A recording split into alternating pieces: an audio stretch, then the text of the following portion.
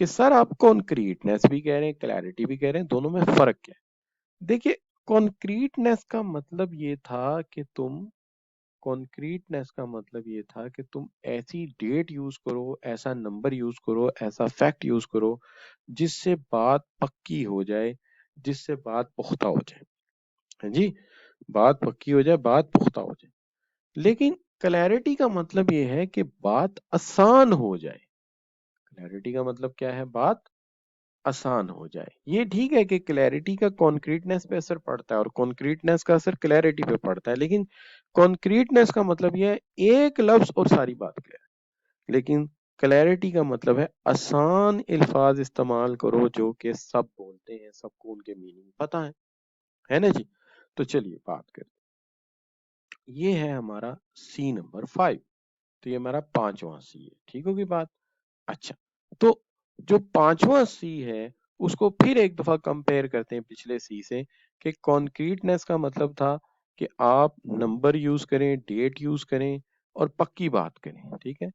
और क्लैरिटी का मतलब ये है कि तुम आसान बात करो, सिंपल बात करो जो कि सबको आसान लगे। तो ये दोनों में फर्क है। अच्छा, अब बात करते हैं clarity, the quality of clear. The quality of clear, clear का मतलब ये होता है कि तुम्हें ऐसे अल्फाज ढूंढ के लाने हैं जो सिंपल हैं और वेल नोन है, यानी वो वर्ड यूज नहीं करने जो थोड़े यूज होते हैं और जिनके लोग कई मतलब निकालते हैं, बल्कि ऐसे लफ्ज ढूंढ के लाने हैं जो कि एग्जैक्ट मीनिंग रखते हैं, फेमिलियर मीनिंग रखते हैं, अप्रोप्रिएट मीनिंग रखते हैं, यानी एक जैसा मतलब रखते हैं। बेशक उसके उनके मीनिंग के मामले में को डिफाइन करने में कॉन्क्रीट का वर्ड भी आता है, लेकिन लफ्ज ऐसा ढूंढ के लाओ। मिसाल के तौर पे मैं एक लफ्ज यूज करता हूँ साइनर्जी, तो साइनर्जी बड़े मायनों में इस्तेमाल होता है, लेकिन कोऑर्डिनेशन का मतलब एक ही बनता है। तो लिहाजा कोऑर्डिनेशन का वर्ड यूज कर लो, साइनर्जी का वर्ड यूज ना करो। अच्छा, लेकिन सिम क्लैरिटी के अंदर सिर्फ ये नहीं कि अल्फाज आसान हो, ऐसे अल्फाज हों जिनका एक ही मतलब निकलता हो और ऐसे अल्फाज हों जो बार बार लोग इस्तेमाल करते हैं और इस्तेमाल करने की वजह से सबको उनके मीनिंग पता है, यूजुअली इस्तेमाल होता है। इसके अलावा कुछ और उसूल भी इन्होंने बताए हैं। वो उसूल क्या है? वो उसूल ये है कि किसी भी सेंटेंस की लेंथ जो है वो मैक्सिमम 15 से 20 वर्ड रखा करो, यानी लंबा सेंटेंस ना लिखा करो। एक पैराग्राफ में एक आइडिया लिखा करो, यानी वन पैराग्राफ वन आइडिया। एक पैराग्राफ में एक आइडिया, दूसरा आइडिया के लिए दूसरा पैराग्राफ बनाओ, लेकिन उस पैराग्राफ के अंदर भी अल्फाज जो है 15 से 20 वर्ड्स के होने चाहिए। और दूसरी बात यह है कि एक फिक्रा दूसरे फिक्रे के साथ जुड़ा हो, यानी उसका मतलब को आगे वजाहत करता हो, यानी उनके अंदर एक कॉन्साइजनेस हो। लेकिन याद रखो, हमेशा मेन बात पहले लिखा करो और सपोर्टिव बात बाद में लिखा करो। और क्लियर क्या करो कि clear the message make interpretation and understanding easier and message stimulate the recipient into action. अगर तुम क्लियर लिखोगे तो जो रेसिपिएंट है वो फौरन एक्शन में आएगा, जल्दी फैसला कर लेगा, क्योंकि उसे बात वाज़ेह हो जाएगी। तो बात वाज़ेह हो गई तो फैसला जल्दी कर लेगा। लेकिन अगर बात की वजाहत में कुछ मसला आ गया तो जाहिर बात है वो सोचता रहेगा पता नहीं इसने कहा क्या है। लिहाजा सम अप करते हैं। पहली बात ये करते हैं, फिक्रे छोटे बनाओ। दूसरी बात ये है, एक पैराग्राफ में एक बात लिखो। तीसरी बात ये, हर फिक्रे में मेन बात पहले और सपोर्टिव बात बाद में लिखा करो। हमेशा ऐसा किया करो कि ईजियर और आसान किस्म का मैसेज लिखा करो। इससे फैसले जल्दी होते हैं और रीडर जल्दी फैसला करने में कामयाब हो जाता है। तो फिर इसको सम अप करते हैं तो कैसे करते हैं? कहता है कि हमेशा याद रखो कि सिंपल ज्यादा आसान है और कॉम्प्लेक्स इक्विवेलेंट्स को हटा दिया करो, ठीक है?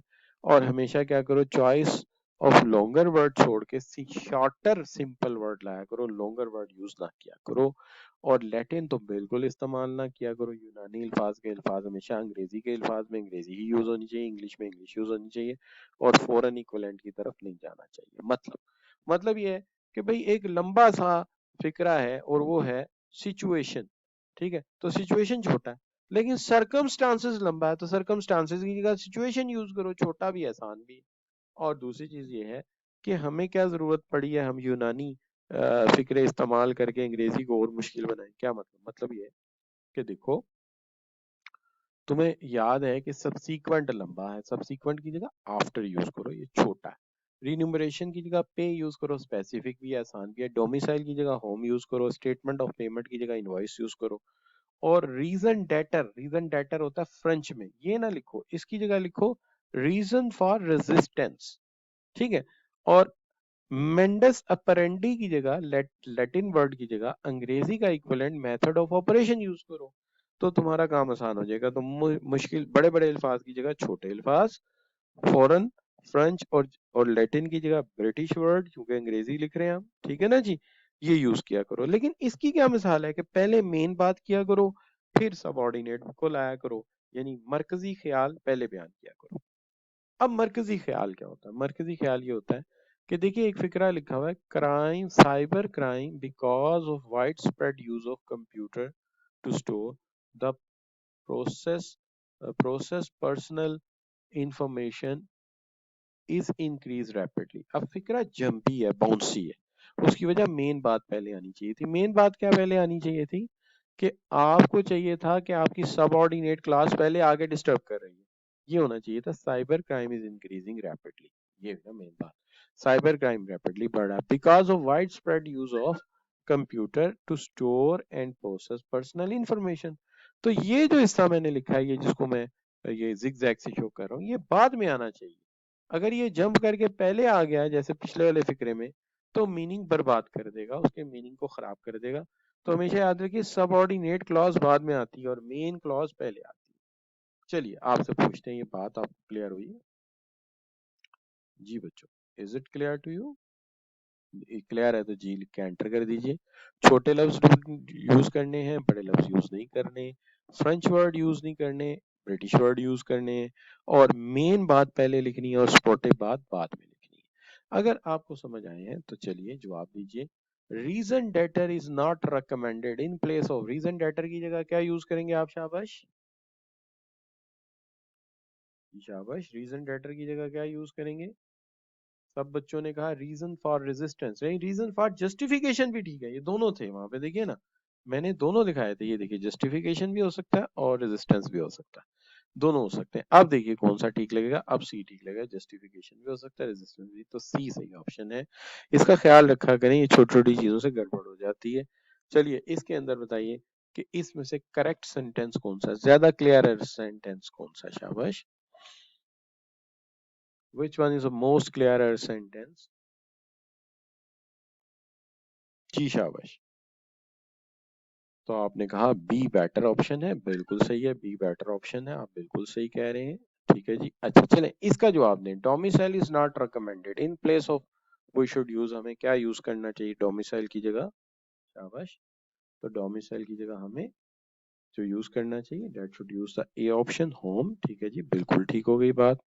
ठीक है, अच्छा जी, अब आपसे बात पूछते हैं, the total clarity of thought and ideas enhance the meaning of message for which we are advise to use, हमें क्या यूज करना चाहिए? शाबाश जी, बच्चे कह रहे हैं sir choose exact word, familiar word, appropriate word, ये सारे ही ठीक है, तो हम मान लेते हैं कि ये सारे ही ठीक है। Clarity in business communication require the message to be, तो मैसेज को क्या होना चाहिए? शाबाश